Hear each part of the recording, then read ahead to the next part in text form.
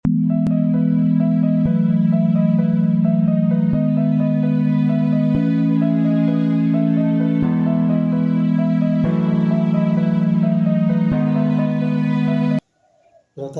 iki sing turunan saking Bathara Katong. Nggih. Turune Bathara Katong. Turun yang ke-12 kok pira.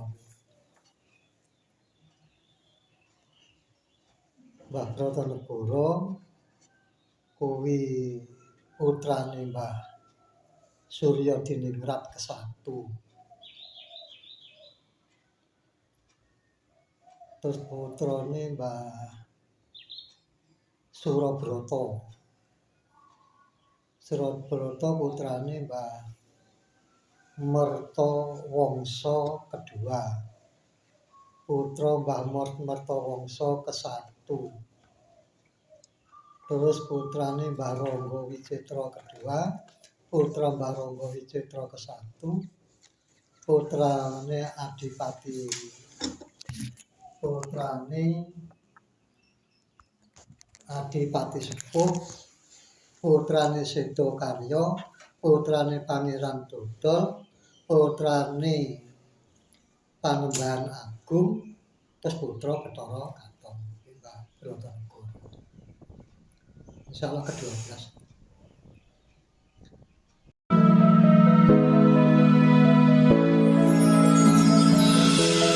Sampai setelah Ngiju.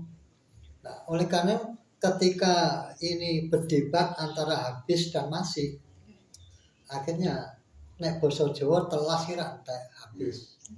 Isih itu masih. Nah, akhirnya dukuh itu dinamakan telasih.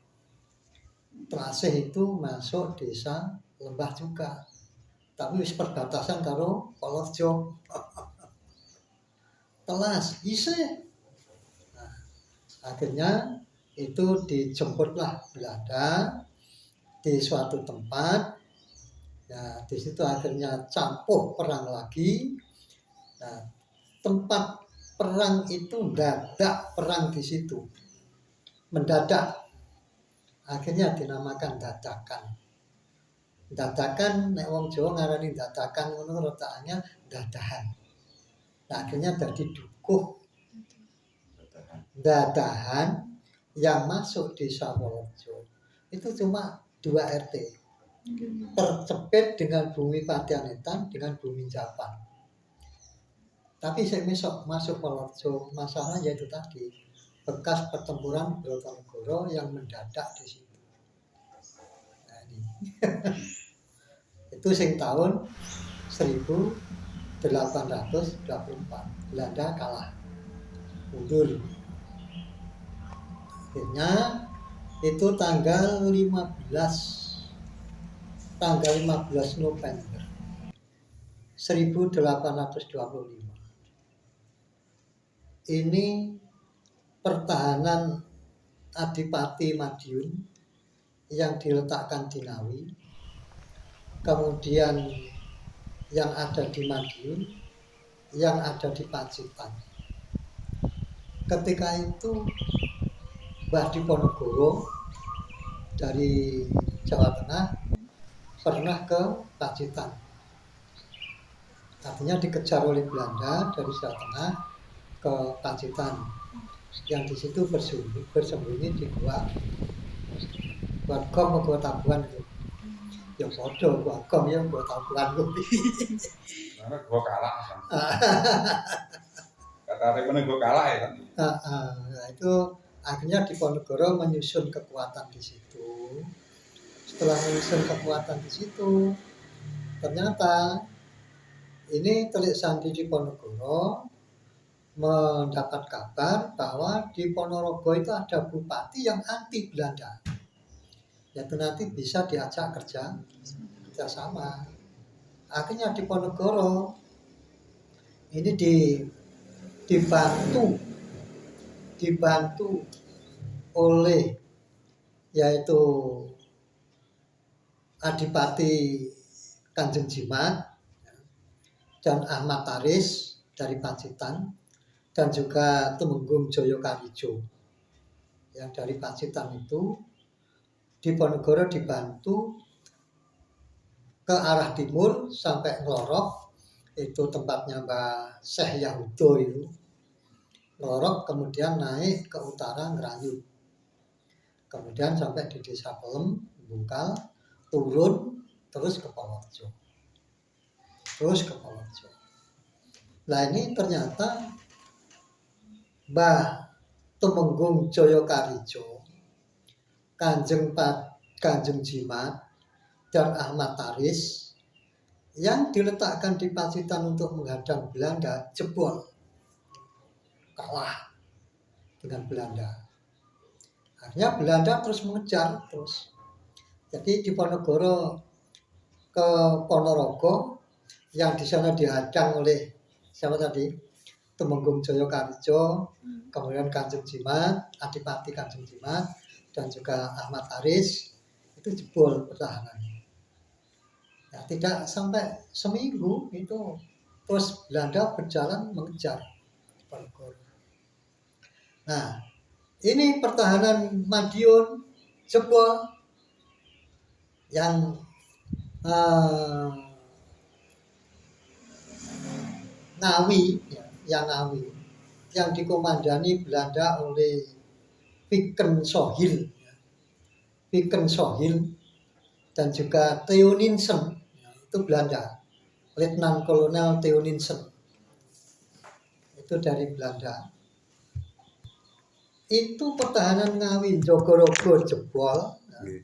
Kemudian karena mendapat informasi Belanda bahwa Diponegoro berada di Kabupaten Polojo, Madiun jebol serang Belanda, Pacitan jebol, Polojo dikepung dari 3 penjuru.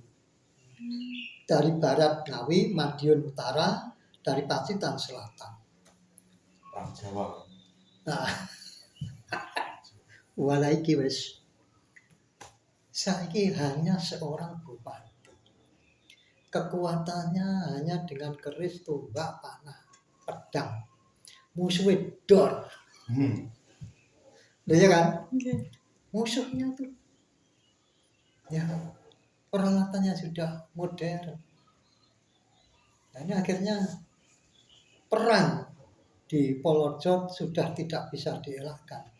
Dan dan Diponegoro hanya di sini tidak hanya 1 malam. Setelah misa, sebelum subuh, beliau sudah pulang ke Jawa Tengah, Diponegoro, dan meninggalkan beberapa prajuritnya di sini.